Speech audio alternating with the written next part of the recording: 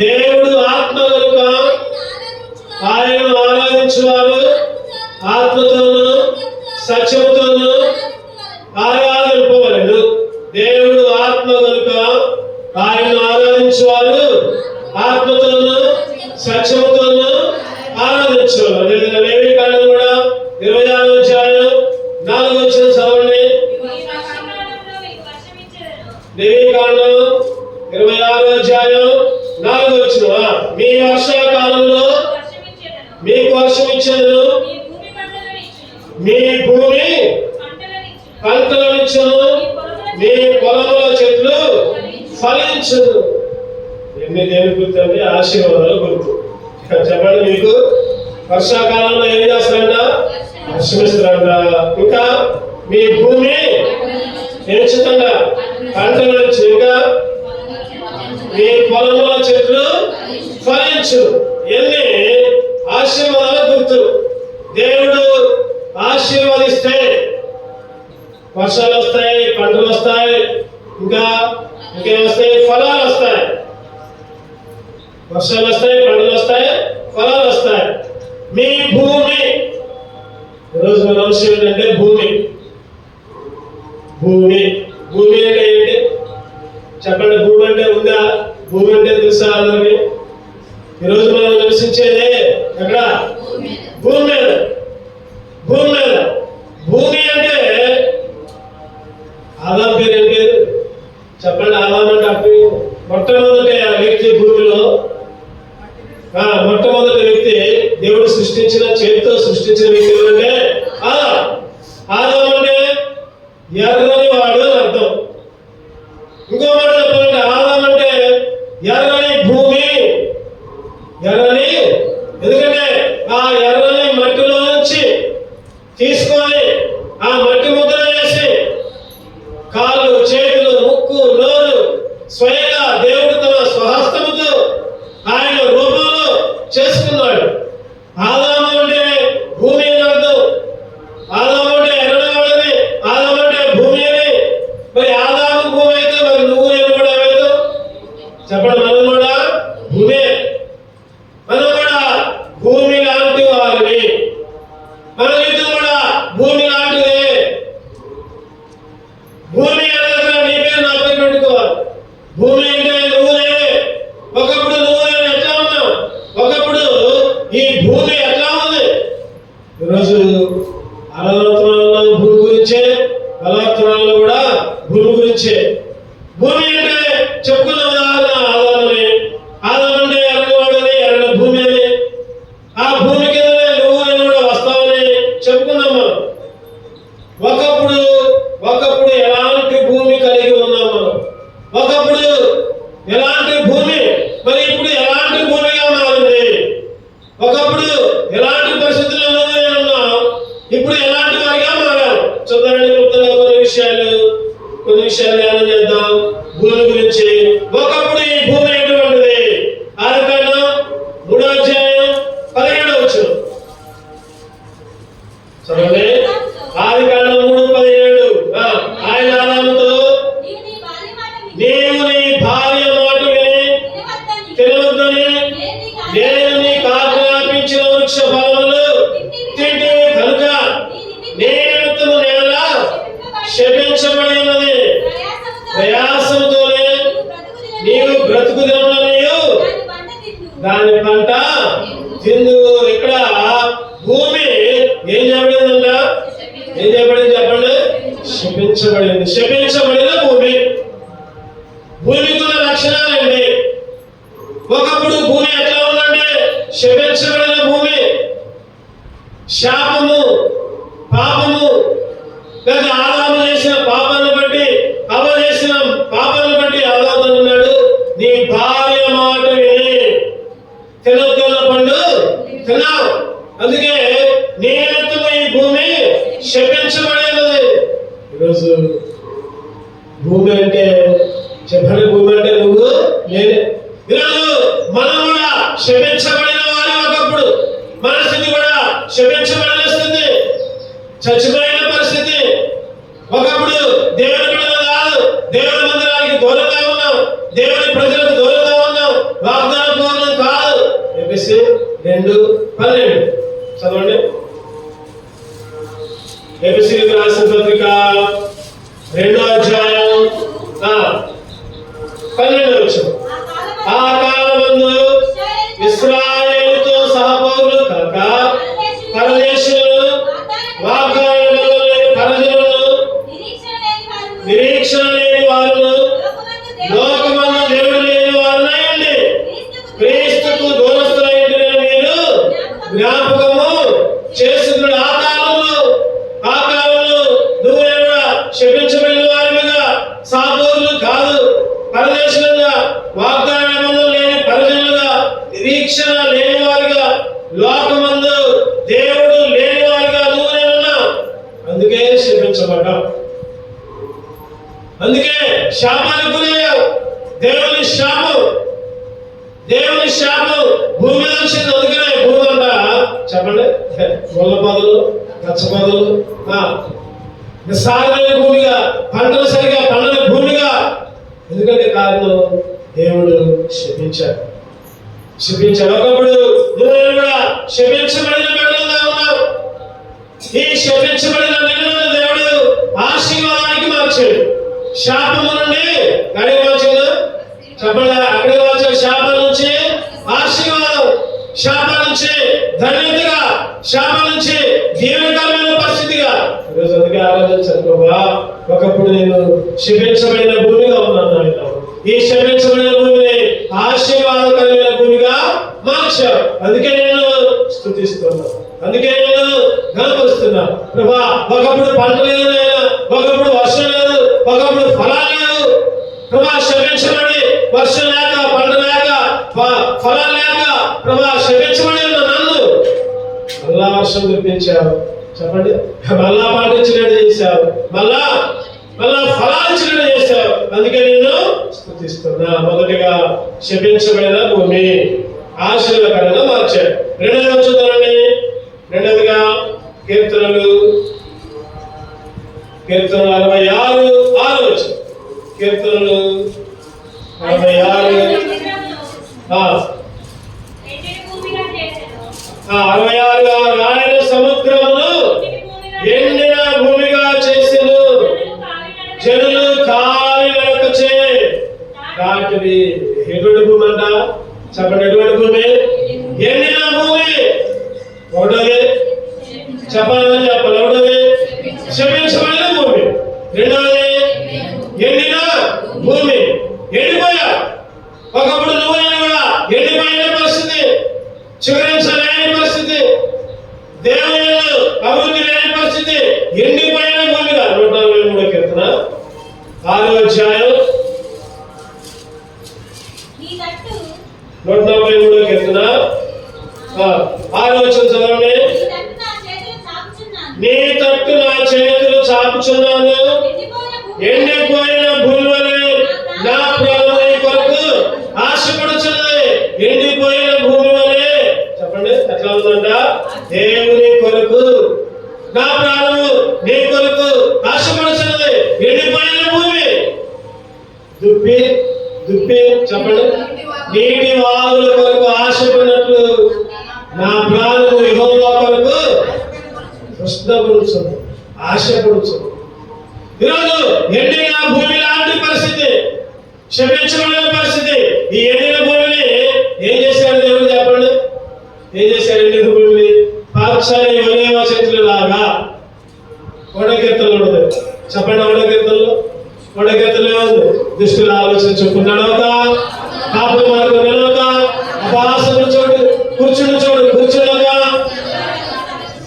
యెహోవా ధర్మశాస్త్రము దివారాత్రము ఆనందించేవాడు ధన్యుడు. అతడు నీటి కాలంలో నాటబడినదై ఆకు వాడక తన కాలమందు ఫలమిచ్చు చెట్టు వలె అతడు చేయనిదంతయు నీటి కాలంలో ఎవరు నాటబడిన వాళ్ళగా, ఎప్పుడు కూడా పచ్చని చెట్టులాగా. ఒకప్పుడు స్థితి ఏంటంటే ఎండిపోయిన స్థితి. ఎండిపోయిన భూమిలాగా ఉంటే నీటి కాలంలో ఎవరు నాటబడినది. సియోను మందిరంలో దేవుడు ఏం చేశాడు? ఫలింప చేశాడు, అభివృద్ధిలో తీసుకుని వచ్చాడు.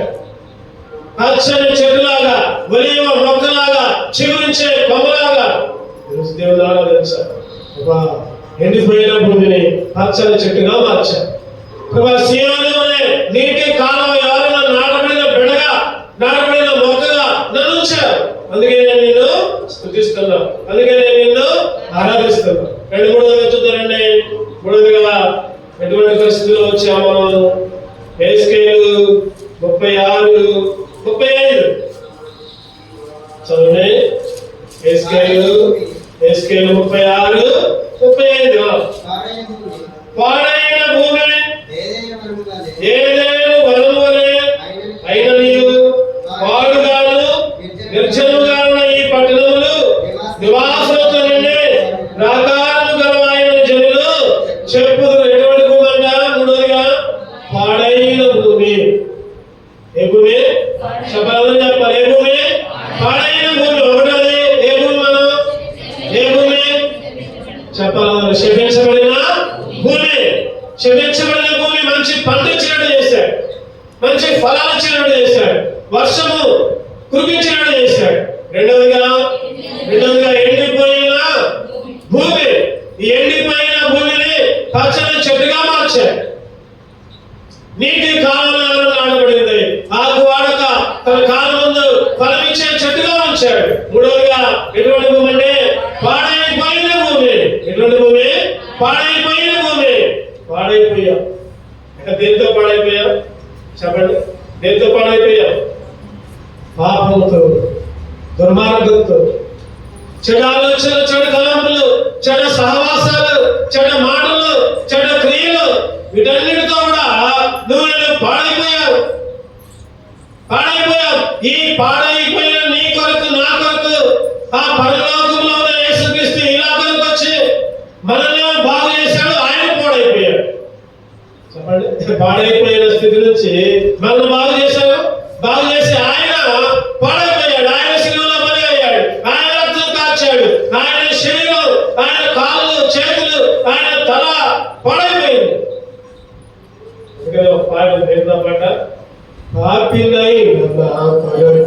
పాట నేర్చినావు, పాడైపోయిన నన్ను బాగు చేసినావు.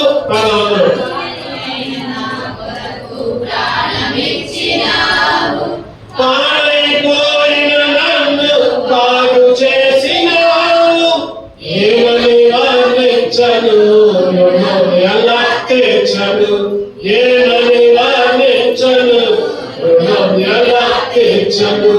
యేసయ్యా నీవు నాకు చేసిన మేలు, యేసయ్యా నీవు నాకు చేసిన మేలు, యేసయ్యా నీవు నాకు చేసిన మేలు, యేసయ్యా నీవు నాకు చేసిన మేలు, యేసయ్యా నీవు నాకు చేసిన మేలు, యేసయ్యా నీవు నాకు చేసిన మేలు. వర్ణింపలేను, వివరింపలేను, యేసయ్యా నీవు నాకు చేసిన మేలు. చెప్పండి. ఎటువంటి స్థితిలో ఉన్నాం? పాడైపోయిన మనల్ని దేవుడు బాగు చేశాడు. ఎట్లా?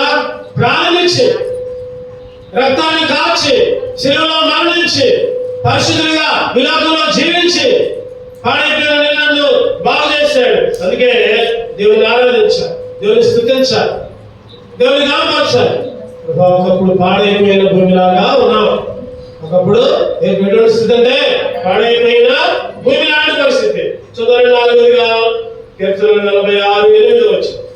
కీర్తనలు 46:8. వచ్చి చూడండి, ఆయనే భూమి మీద నాశనమును కలుగజేసేవాడు. ఆయనే భూమి మీద చెప్పండి ఏం కలిగజేశాడంట? నాశనం. నాశనం. భూమి మీద నాశనం. నశించిపోయిన భూమి. చెప్పండి. 4గా ఏ భూమి? నశించిన భూమి. 1ది ఎటువంటి భూమిగా ఉన్నాం మనం? భూమి అంటే ఆదం. ఆదం అంటే ఎర్రని భూమి, ఎర్రని వాడు అని అర్థం, ఎర్రని భూమి అని అర్థం. ఆ ఎర్రని భూమి ఆదం నుంచి వచ్చిన నువ్వు నేను కూడా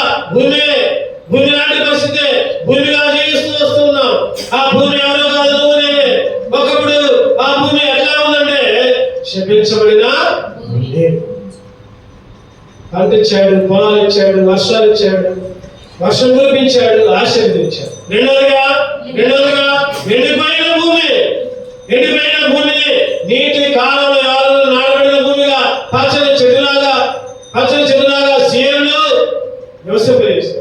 మూడోదిగా పాడైపోయిన భూమిని ఆయన పవిత్ర రథముతో బాగు చేశాడు. నాలుగోదిగా నాశనమైన భూమి. చెప్పండి, ఏ భూమి అంటే నాశనమైన భూమి. ఈ నాశనమైన భూమిని వెతికి రక్షించాడు. వెతికి ఎక్కడుండాలి ఒక చెడు దగ్గరకు వచ్చాడు. చెడు దగ్గర నిలబడ్డాడు. చెట్టు పైకి చూశాడు. ఎవరు కనబడ్డారు?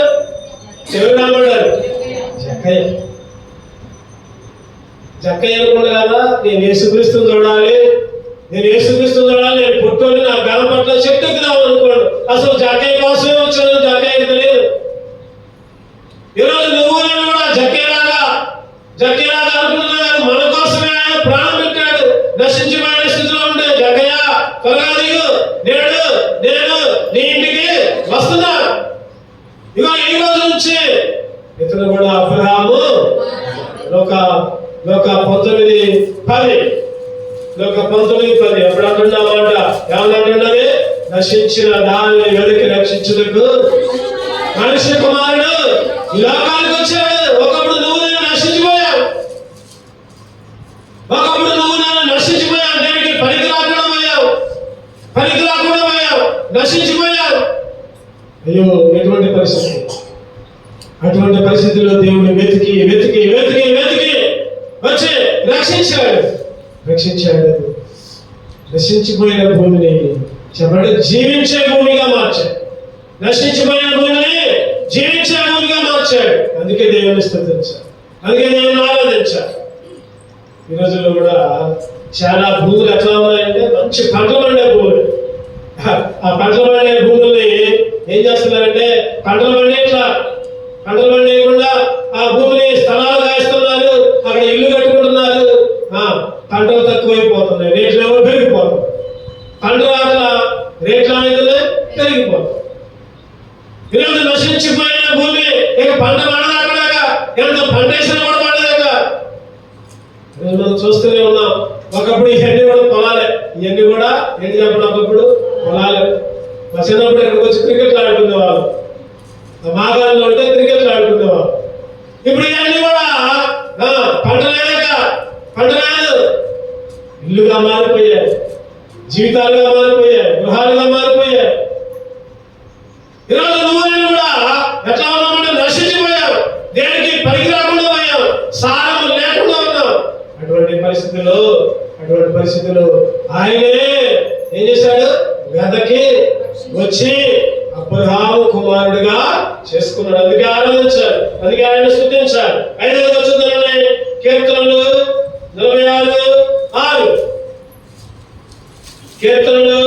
46:6 జనులు ఘోషించుచున్నవి, రాజ్యములు కాల్చున్నవి. ఆయన తన కండతో నిర్మించగా భూమి కరిగిపోవచ్చు. ఏమవుతుందంట? కరిగిపోతుంది. భూమి కరిగిపోతుంది. కరిగిపోయిన భూమి. ఈ భూమి ఒకప్పుడు ఎలా ఉంది, ఇప్పుడు ఎలా ఉంది? ఒకప్పుడు భూమి ఎట్లా ఉంది? కరిగిపోయిన భూమిగా. ఏమాత్రం కరిగిపోతే కనబడిందా? చెప్పండి. కొవ్వొత్తు తెచ్చి, ఒక పెద్ద కొవ్వొత్తు తెచ్చి, ఎత్తైన కొవ్వొత్తు క్రిస్మస్ పండుగలో తీసుకుని వస్తారు. చర్చికి కొవ్వొత్తులు తీసుకుని వస్తారు. అంటే మన దగ్గర కానీ కొన్ని ప్రదేశాల్లో చర్చిల్లో పెద్ద పెద్ద కొవ్వొత్తులు వేస్తారు. ఆ రోజు కానుకలు వేస్తారు, రకరకాల కొవ్వొత్తులు తెచ్చి ఎరిగిస్తూ ఉంటారు. ఆ ఎరిగిస్తుంటే చెప్పండి, ఒక గంట తర్వాత ఆ కొవ్వొత్తు ఉండదా? కొవ్వొత్తి మేము చిన్నప్పుడు మేమందరం కూడా శేష చర్చికి వెళ్ళేవాళ్ళం.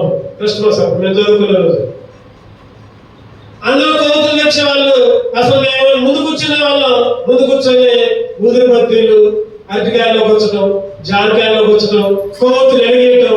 ఆ కొవ్వొత్తుల నుంచి కారిది కదా, దాంతో ఆటలాడుకోవటం అట్లా చేసేవాళ్ళు. వాక్యం వాళ్ళం కాదు, లేదా పాటలు పాడేవాళ్ళం కాదు. మా అమ్మగారు ఏమో పాటలు పాడేవాళ్ళు, మా నాన్నగారు వాక్యం చెప్పేవాళ్ళు. మా చిన్నప్పుడు పరిస్థితుల్లో మేమేం చేసాం? ఆ కొవ్వొత్తులతో ఆటలాడుకున్నాం. కొవ్వొత్తి ఆ గణ తర్వాత ఉండదు, కరిగిపోతుంది. నువ్వు నేను కూడా పాపం చేత కరిగిపోతున్నాం, దుర్మార్గం చేత కరిగిపోతున్నాం. జీవిత కాలం కృషించిపోతుంది, తగ్గిపోతుంది. ఒకప్పుడు అలా మనం బైబిల్లో చూస్తున్నాం 600 సంవత్సరాలు, 700 సంవత్సరాలు, 500 సంవత్సరాలు, 400 సంవత్సరాలు, 300 సంవత్సరాలు బ్రతికే వాళ్ళు. పాత రోజుల్లో కూడా 100 సంవత్సరాలు, 120 సంవత్సరాలు బతికే వాళ్ళు. 120 సంవత్సరాలు వచ్చినా, 100 సంవత్సరాలు వచ్చినా వంగేవాళ్ళు కాదు, వంగకుండానే నడిచేవాళ్ళు. ఇప్పుడు చెప్పండి, ఇప్పుడు 60 సంవత్సరాలు వస్తుంది చాలు, 3వ కాలు కావాలి. 3వ కాలు ఏంటిదా? 3వ కాలు కదా, 3వ కాలు కావాలి.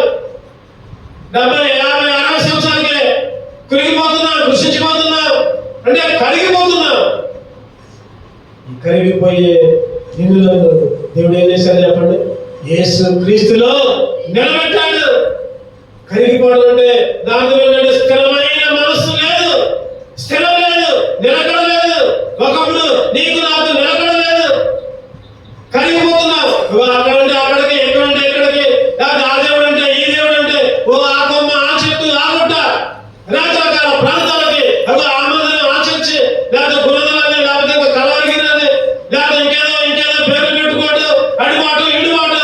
స్థిరమైన విశ్వాసం లేదు, కరిగిపోయే పరిస్థితి. ఎక్కడ మీద పాపం అనేది వల. చెప్పండి, పాపం పోయిందా? ఆ ఒక్క రోజుకే అందరూ బంధువులు అందరం పోతాం, ఏదో బలిచ్చా ఉంటాం, ఇచ్చిన దాన్ని మనమే తింటాం, మనమే వస్తాం, మళ్ళీ మళ్ళీ ఎలా స్థితి, మళ్ళీ పాత జీవితమే, పాత ఆలోచనలే, కరిగిపోయిన పరిస్థితి. అటువంటి కరిగిపోయిన పరిస్థితుల్లో, స్థిరమైన పరిస్థితుల్లో, లేని జీవితంలో నువ్వు నేను ఉంటే ఆయన సీయోనులో నిలబెట్టాడు. చెప్పండి, ఏం చేశాడు? ఆయన సీయోనులో నిలబెట్టాడు. ఇప్పుడు కరిగిపోట్లా, స్థిరంగా ఉన్నాం, నిలబడగా ఉన్నాం. ఎంత మంట వచ్చినా, ఎవరు మంటలు పెట్టినా, మంటంటే చెప్పండి, ఎన్ని స్వాదములు, ఎన్ని శ్రమలు, ఎన్ని నిందలు, ఎన్ని అవమానాలు, ఎన్ని మంటలు పెట్టినా సరే, వీళ్ళు కాలం లేదు, వీళ్ళు ఇంకా మంచిగా ఉన్నారని ఇంకా పొలాలు ఎగదోస్తా ఉంటున్నారు కొంతమంది. అటువంటి పరిస్థితి వచ్చినా కూడా దేవుడు ఏం చేస్తున్నాడు చెప్పండి? స్థిరమైన మనస్సు, కదలని పరిస్థితి, కరిగిపోని పరిస్థితి. ఈరోజు మన జీవితంలో దేవుడు ఎంత ఆశ్చర్యకార్యం చేశారు. కరిగే భూమిగా ఉన్న మనమే స్థిరమైన భూమిగా దేవుని మందిరంలో నిలిచే వాళ్ళగా, దేవుని సన్నిధిలో దేవుని ప్రకటించే వాళ్ళగా, దేవుని స్తుతించే వాళ్ళగా. ఎంత గొప్ప దేవుడు! ప్రభా, కరిగిపోయిన నా కొరకు ఈ లోకానికి వచ్చావు, నువ్వే కరిగిపోయావు. చెప్పండి, ఆయనే ఏమయ్యాడు? కరిగిపోయాడు. ఏమి లేదు, శరీరం ఏమి లేదు, మాంసం ముద్దే. ఒక ఆయన అన్నాడు కదా, ఒక ఆయన అన్నాడు, యేసుక్రీస్తు శిలువల గురించి వర్ణించుకుంటూ, యేసుక్రీస్తు అంట 70 కేజీల శరీరం, ఆ శరీరం 2 కేజీల మాంసపు ముద్దగా తయారయ్యాడు. శరీరంలో రక్తం మొత్తం కాలిపోయింది, ఇంకా రక్తం లేదు. రక్తం లేకపోతే ఏమొచ్చింది? ఆఖరి మట్టు దాకా కరిగిపోయాడు నీ కొరకు, నాకు ఆఖరి మట్టు దాకా ప్రాణించాడు నీ కొరకు, నా కొరకు.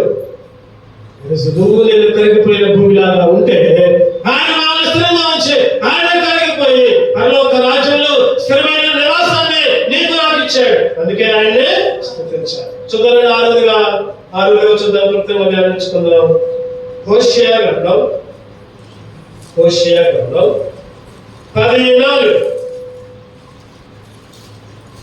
గ్రంథం 14 749 పేజ్. అబద్ధ ప్రమాణములు చేయుదురు, సందులు చేయుదురు, వట్టి మాటలు పలుకుదురు, అందువల్ల భూమి చాలలో విషపు కోర మొలిచినట్లుగా దేశంలో వారి తీర్పులు బయలుదేరుచున్నవి. భూమి చాలలో ఏముందంట? విషపు కోర. భయంకరమైన పరిస్థితి. ఈ భూమిలో విషం ఉంది. ఒకప్పుడు విషం అంటే చెప్పండి, విషం అంటే పాలలో విషం పోసి తాగయ్య అంటే తాగుతారా? నేను విషయం వేసా తాగడానికి తాగుతారా? తాగలేదు, ఎవరు కూడా తాగరు. విషం, భూమి విషపు భూమిగా మారింది. నువ్వు నేను విషమే.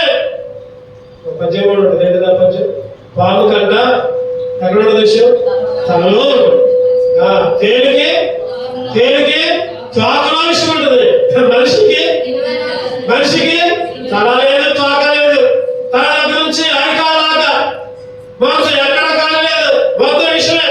పైకి మాత్రం చాలా నీట్ గా కనపడుతుంది, పైకి మాత్రం శుభ్రంగా కనపడుతున్నాం.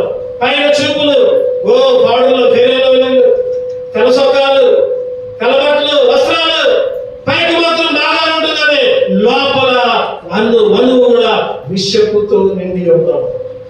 విషముతో. ఒకప్పుడు పౌలు పరిస్థితి కూడా అదే. పౌలు కూడా విషముతో నిండి ఉన్నాడు. ఎవరి పట్ల? క్రైస్తవుల పట్ల, సంఘం పట్ల, విశ్వాసుల పట్ల. ఓ చిత్రాంశాలు స్థాపన రాళ్ళతో కూడిన పరిస్థితిలో పౌలు ఉన్నాడు. విశ్వాసుల్ని ఈడ్చుకొని పోయాడంట. పుస్తక కార్యాలయం చదువుకున్నాం చాలా. ఈడ్చుకొని పోయాడంట, విశ్వాసుల్ని ఈడ్చుకొని పోయాడు, కొట్టాడు, చిత్రవాదం చేశాడు, విషముతో నిండి ఉన్నాడు. అటువంటి విషముతో నిండి ఉన్న పౌలుని దేవుడు ఏం చేశాడు? సౌలుగా మార్చాడు. అటువంటి విషముతో నిండిన సౌలుని పౌలుగా మార్చి తీపిగా మార్చాడు అందరికి. అది అక్కడ చెప్పుకోవాల్సింది. తీపి కలుపుగా అందరికీ ఒకప్పుడేమో విషయం, ఇప్పుడేమో తెలియని అన్ని సంఘాలని బలపరిచాడు. పౌలు గారు రాసిన పత్రికలు ఎవరు కూడా రాయలా.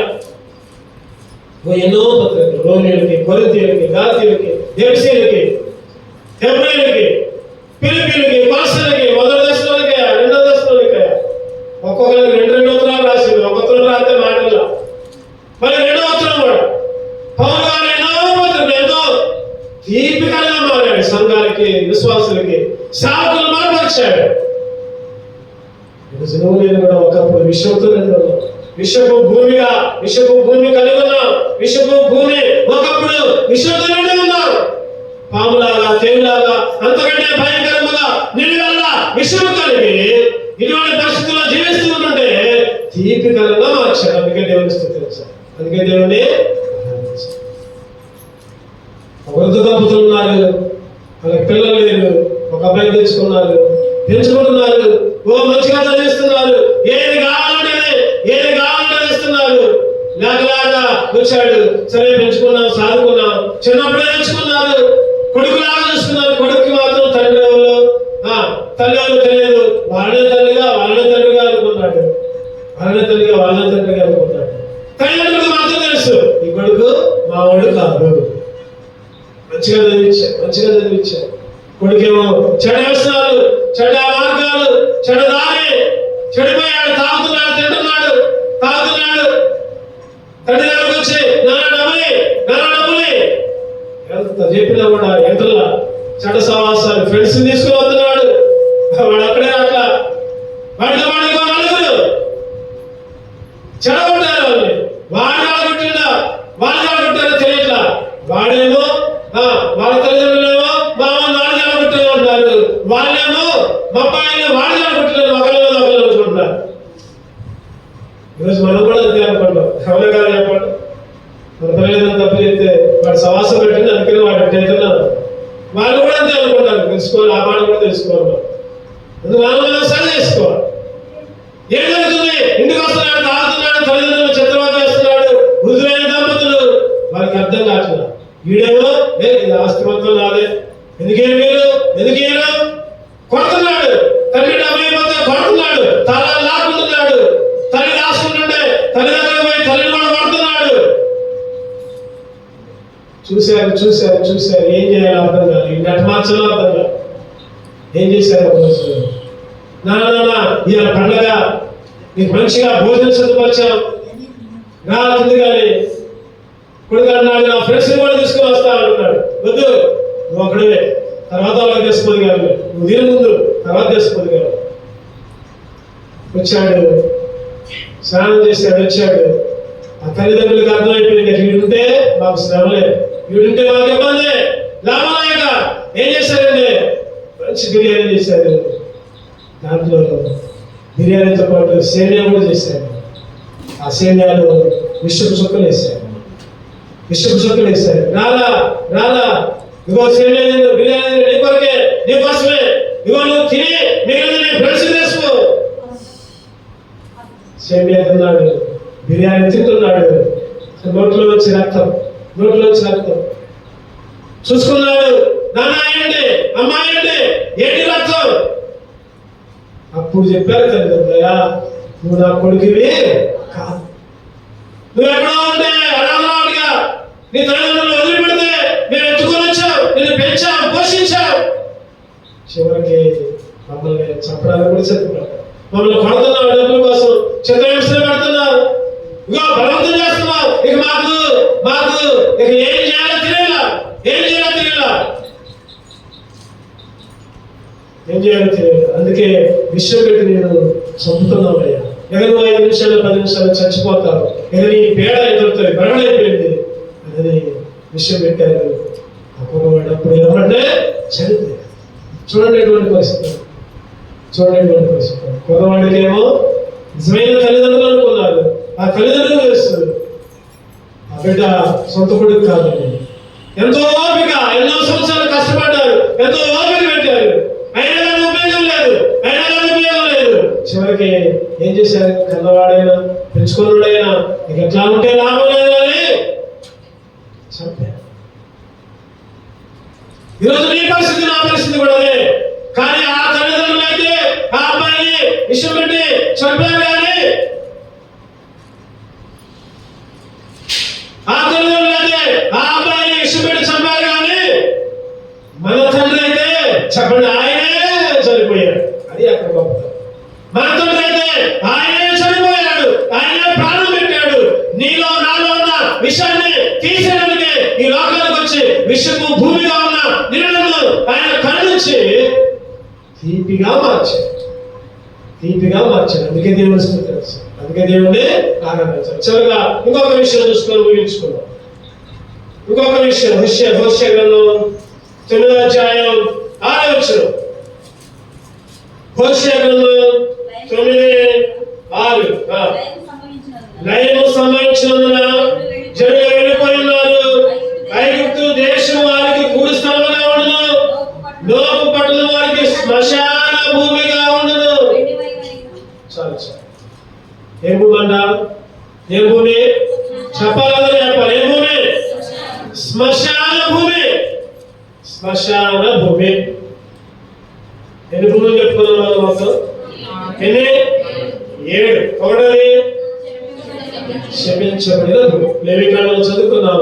నీ భూమి పంట ఇచ్చింది, నీ భూమి మీద వర్షం ఇచ్చింది, నీ భూమి ఫలం ఇచ్చింది. శపించబడిన భూమిని పంట ఇచ్చే భూమిగా, ఆశీర్వదించే భూమిగా, ఫలాన్నిచ్చే భూమిగా మార్చాడు. రెండవది భూమి ఎండిపోయిన భూమి. ఈ ఎండిపోయిన భూమిని ఏం చేశాడు? సియోను అనే నీటి కాలంలో ఎవరిన నాటబడినది, ఆకు వాడక తన కాలముందు ఫలమిచ్చే చెట్టులాగా, పచ్చని చెట్టులాగా, ఒలివ మొక్కలాగా చిగురించేట్టు చేశాడు. ఏ భూమి? పాడైపోయిన భూమి కొరకు ఆయన ప్రాణం ఇచ్చాడు.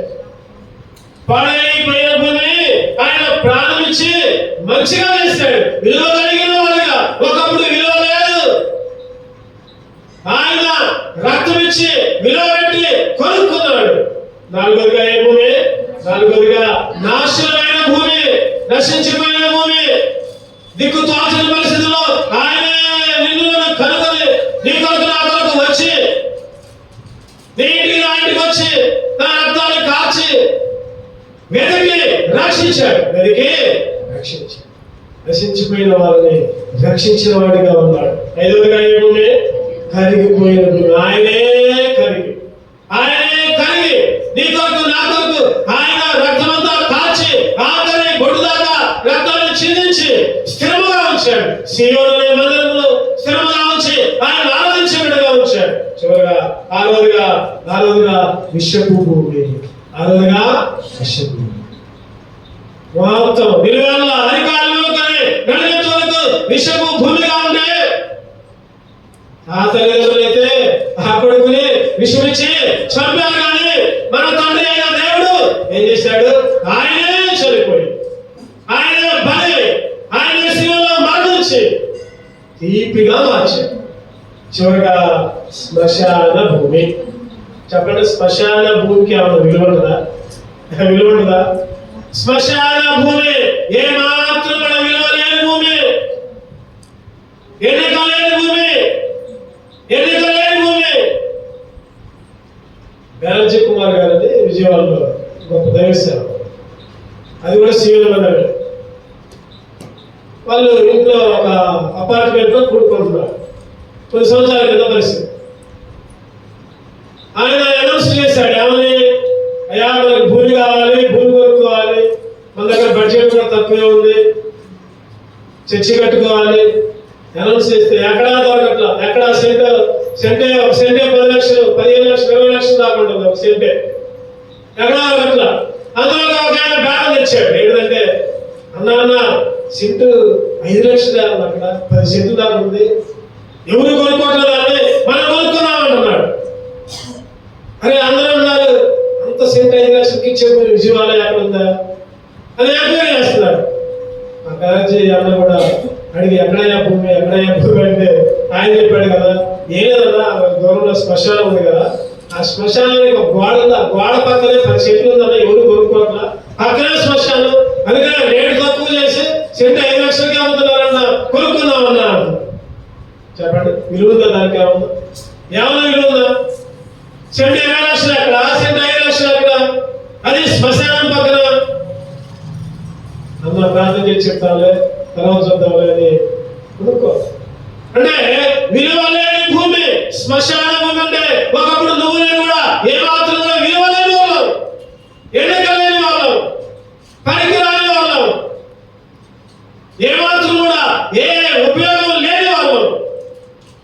ఈ శ్మశాన భూమిని ఆయన ఏం మార్చాడంటే సమతల భూమిగా మార్చాడు. ఏం మార్చాడు? సమతల భూమిగా మార్చాడు. కీర్తన 85:12. కీర్తనలు 85:12.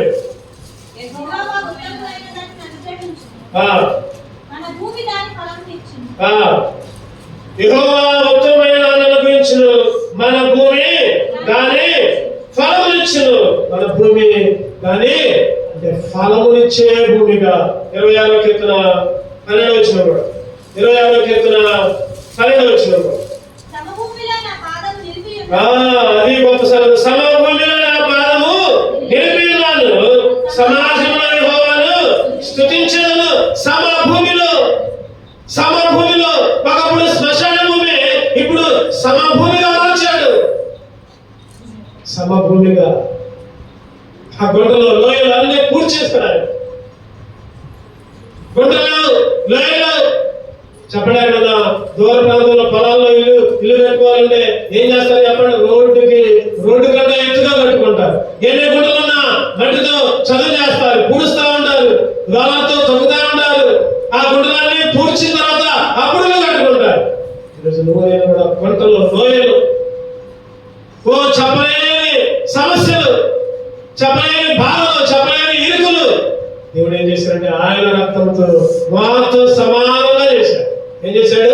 సమభూమి గల ప్రదేశంలో నా పాదమును నిలిపి ఉన్నట్టు ఆయన చేశాడు. అందుకే దేవుడిని యోహాను సువార్త 3:16 చూపిస్తే, దేవుడు లోకమును ఎంతో ప్రేమించి ఎంతో తిరగదు. దానికి ఇంగ్లీష్ బైబిల్ ఉంటుంది కదా, గాడ్ లవ్డ్ ఎర్త్ అన్నాడు. ఏమని చెప్పండి? God loved earth. లోకం, తెలుగులో లోకం అంటే మట్టి కాదే, దేశం అంటే మట్టి కాదే, దేశం అంటే మనుషులే. కవి గారు చెప్పారు. ఇంగ్లీష్ బైబిల్లో క్లియర్ గా రాయబడి ఏంటంటే God so much loved earth. Earth అంటే భూమి. ఆ భూమి ఎవరో కాదు, నువ్వు నేనే. సమభూమిగా ఇంగ్లీష్ లో చెప్పండి సమానం, సమభూమి. ఇంగ్లీష్ లో చెప్పండి దాన్ని ఏమంటారంటే లెవెల్ అంటారు. ఏమంటారు? లెవెల్. ఈ భూమి లెవెల్ లేదురా, గొడ్లు ఉన్నాయా అనుకుంటా. లెవెల్ స్పెల్లింగ్ చెప్పండి, చదువుకున్న పిల్లలు. Level spelling LEVEL. ఇటు చదివిన లెవెల్, అటు చదివినా కూడా ఇంగ్లీష్ లో చాలా కొన్ని మార్కులు మాత్రమే అట్లా ఉంటాయి. ఇటు చదివిన స్పెల్లింగ్ అదే, అటు చదివిన స్పెల్లింగ్ అదే. లెవెల్. ఈరోజు నేను కూడా లెవెల్ గా చేశాడు, ఒక లెవెల్ చేశాడు. అందుకే ఆనందించాలి. ఒకప్పుడు లెవెల్ లేదు మనకి, ఉందా? ఒకప్పుడు లెవెల్ లేదు, ఇప్పుడు లెవెల్ గా ఉంచాడు. సమభూమిలో నీ పాదాలు నా పాదాన్ని నిలిపి ఆయన స్తుతించినట్టుగా చేసుకున్నాడు. అందుకే దేవుడు ఆనందించాడు, అందుకే దేవుడే స్తుతించాడు. ఒకప్పుడు నీ భూమి నా భూమి ఎలాంటి పరిస్థితుల్లో ఉంది, ఎలాంటి స్థితిలోకి మార్చాడు. దేవుడు మనకి తేటగా బయటపరిచి 7 రకాల మాటలతో క్లుప్తంగా దేవుని ఆరాధించుకున్నాం. దేవుడి చిన్న మాటలో దీవించును గాక. 2వ పడదాం.